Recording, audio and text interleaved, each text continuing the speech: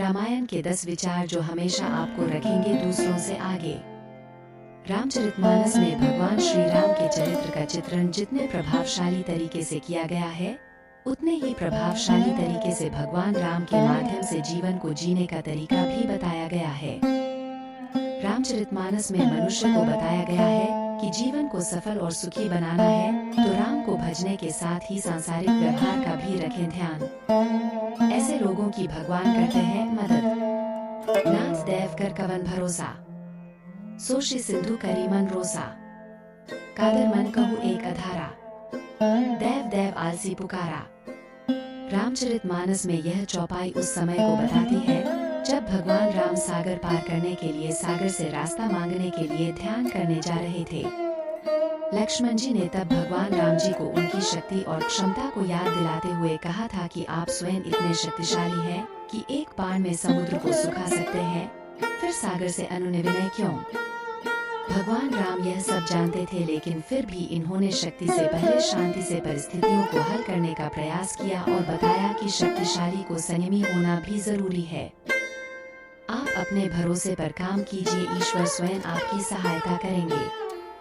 भगवान की होती है मर्जी, बोले बिहसी महेश तब ज्ञानी मूढ़ न कोई, जे ही जस रघुपति करहिं जब सो तस तेहि छन होई। रामचरितमानस के बालकांड में भगवान विष्णु के रामावतार का कारण और भगवान की लीला का उद्देश्य समझाते हुए यहाँ भगवान शिव कहते हैं, कोई भी इस भ्रम में न रहे कि वह सर्वज्ञानी है या कोई हमेशा मूर्ख ही रहेगा।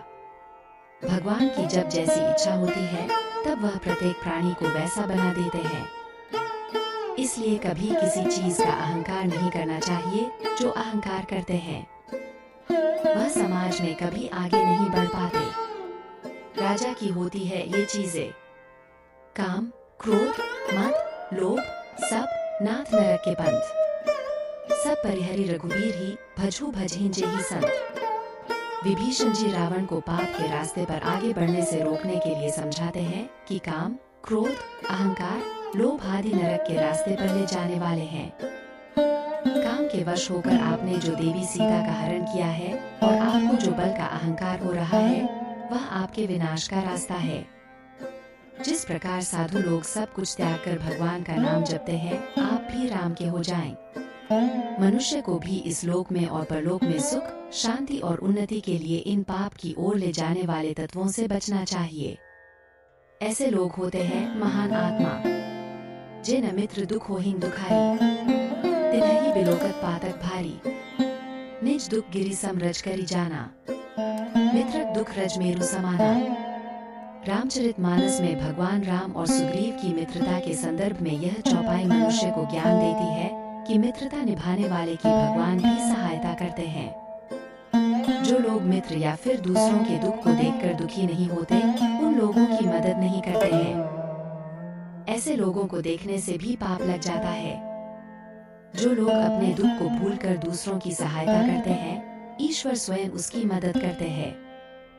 ऐसे लोग होते हैं स्वार्थी, आगे कह मृदु वचन बनाई, पाछे अनहित मन कुटिलाई, जाकर चित अहि गति संभाई, अस कुमित्र परिहरेहि भलाई। किष्किंधा कांड में श्री राम ने मित्रों के लक्षण बता चुके हैं। उन्होंने कहा कि अच्छा मित्र जीवन में बड़ी उपलब्धि है। चौपाई में लिखा है कि जो सामने तो कोमल वचन कहता है और पीठ पीछे बुराई करता है, ऐसे लोगों से हमेशा दूरी बनाकर रखना चाहिए, क्योंकि ये स्वार्थी होते हैं। भगवान राम अपने भाई लक्ष्मण से कहते हैं कि हे भाई, जिसका मन सांप की चाल के समान टेढ़ा है, ऐसे कुमित्र को तो त्यागने में ही आपकी भलाई है। सच्चा मित्र हमेशा स्पष्ट बात करता है। सच्चा मित्र आपको सही राय देता है। मित्रता में एक दूसरे के प्रति खुला हृदय होना चाहिए।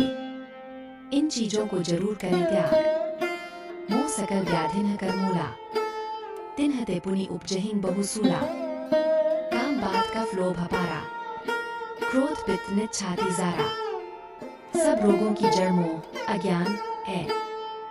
इस व्याधि से फिर और बहुत से शूल उत्पन्न होते हैं, जैसे काम, वात, लोभ, अपार, बहा हुआ, कफ है और क्रोध पित्त है, जो सदा छाती जलाता रहता है। ऐसे लोग जीवन में कुछ नहीं कर पाते। हमेशा आगे बढ़ने के लिए इन चीजों को त्यागना जरूर पड़ता है। समाज की भलाई के लिए करते हैं काम, नहीं दरिद्र सम दुख जग माही, संत मिलन सम सुख जग नाही, पर उपकार वचन मन काया, संत से हेत स्वभाव खगराया। जगत में दरिद्रता यानी गरीबी के समान कोई दुख नहीं है तथा संतों के मिलने के समान जगत में कोई सुख नहीं है, क्योंकि मन, वचन और शरीर से परोपकार करना ही संतों का सहज स्वभाव है। महान संत आपको अच्छे विचार देते हैं जिससे आप समाज की भलाई के लिए काम करते हैं। आपके हाथ में है ये चीजें, सुनो भरत भावी प्रबल, बिल्की कहेहु मुनिनाथ। हानि, लाभ, जीवन, मरण, यश, अपयश विधिहांत। भले ही लाभ हानि जीवन मरण ईश्वर के हाथ हो, लेकिन हानि के बाद हम हार मानकर बैठे नहीं, ये हमारे ही हाथ है। लाभ को हम शुभ लाभ में परिवर्तित कर लें, यह भी जीव के ही अधिकार क्षेत्र में आता है। जीवन जितना भी मिले उसे हम कैसे जिए यह सिर्फ जीव अर्थात हम ही तय करते हैं। मरण अगर प्रभु के हाथ है तो उस परमात्मा का स्मरण हमारे अपने हाथ है। ऐसे लोग रहते हैं दूसरे से आगे। अपि च स्वर्णमयी लंका लक्ष्मण में न रोचते, जनी जन्मभूमिष्ठ स्वर्गात् पिगलियसी। भगवान राम छोटे भाई लक्ष्मण से कहते हैं कि पूरी लंका नगरी ऊपर से नीचे तक सोने से मढ़ी हुई है, फिर भी है लक्ष्मण, यह मुझे जरा भी अच्छी नहीं लग रही। मेरे लिए तो माँ और जन्मभूमि स्वर्ग से भी अधिक मूल्यवान है। इस चौपाई से हमें यह सीख मिलती है कि जो व्यक्ति अपनी जन्मभूमि से जुड़ा रहता है, वहाँ के मूल्यों को आगे बढ़ाता है, वही दूसरों से आगे रहता है। जय जय सीताराम, जय जय हनुमान।